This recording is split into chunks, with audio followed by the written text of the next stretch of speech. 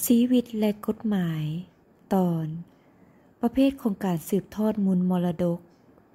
โดย เพ็งพาวัน อินทวงศ์มูลมรดกแม่นทรัพย์สมบัติทุกประเภทที่เป็นกรรมสิทธิ์ของผู้เสียชีวิต รวมทั้งสิทธิ์และพันธะของเว้นเสียแต่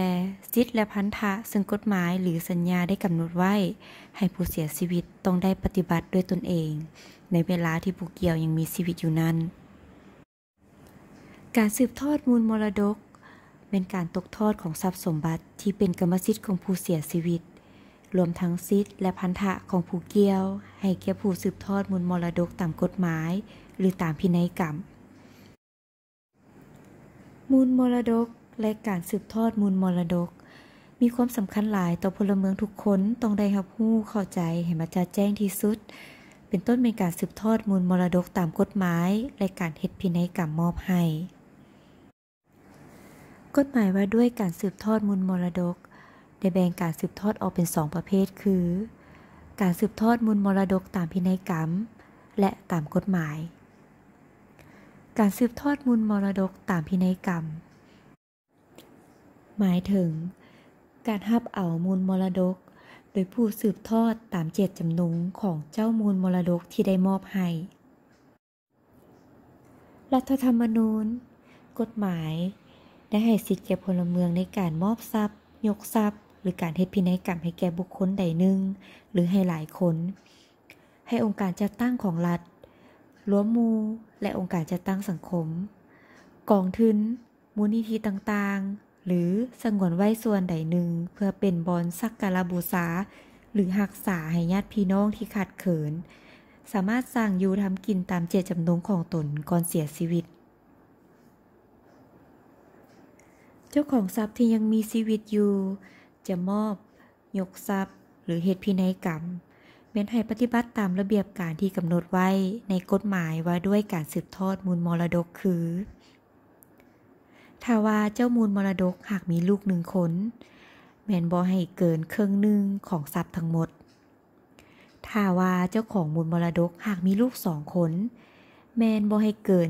1/3ของทรัพย์ทั้งหมดถ้าหากว่าเจ้ามูลมรดกหากมีลูก3คนขึ้นไปแม่นบ่ให้กาย1/4ของทรัพย์ทั้งหมดแต่ถ้าว่าการมอบทรัพย์การยกทรัพย์หรือการเฮ็ดพินัยกรรมหากเกินกว่าจำนวนที่กำหนดไว้ส่วนที่เกินนั้นถือเป็นโมฆะแล้วนำมาแบ่งปันตามการสืบทอดตามกฎหมายพินัยกรรมสามารถเฮ็ดขึ้นใน2รูปการดังนี้พินัยกรรมเป็นลายลักษณ์อักษรและพินัยกรรมทางปากเปล่า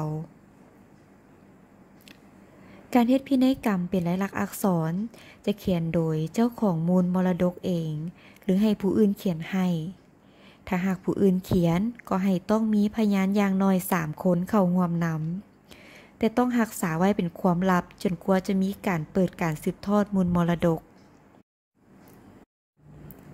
พินัยกรรมที่เฮ็ดขึ้นต้องบอกสถานที่วันเดือนปีเฮ็ดพินัยกรรมประเภทและจำนวนทรัพย์ที่จะมอบชื่อและนามสกุลของผู้มอบและผู้รับ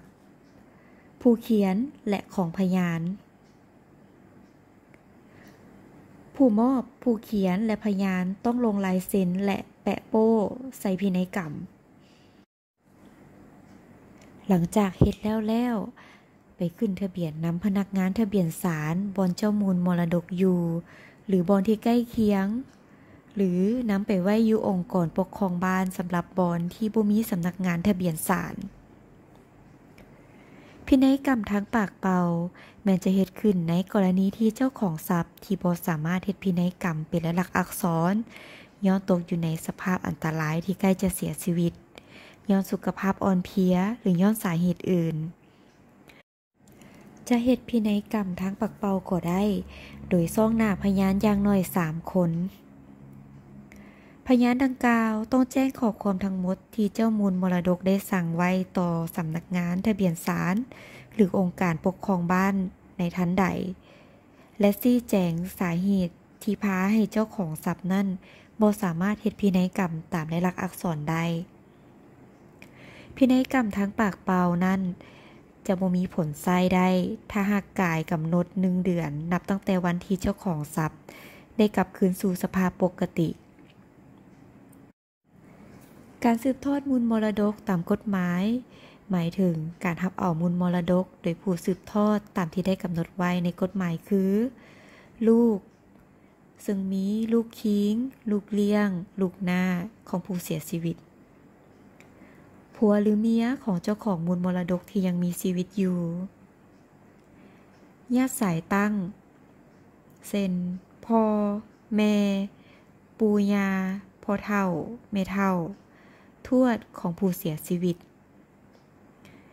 ญาติสายขวางมีอ้ายเอื้อยน้องลุงป้าอ่าวอาน้าบ่าวน้าสาวหลานเหลนล่อนของผู้เสียชีวิตรัฐหรือนิติบุคคลหรือบุคคลอื่นมูลมรดกที่นำมาสืบทอดตามกฎหมายประกอบมีมูลมรดกที่บ่ได้เฮ็ดพินัยกรรมมอบให้บุคคลหรือการจัดตั้งใดหนึ่งสืบทอดพินัยกรรมเป็นโมฆะก็ต่อเมื่อผู้สืบทอดมรดกตามพินัยกรรมนั้นได้เสียชีวิตก่อนการเปิดการสืบทอดหรือ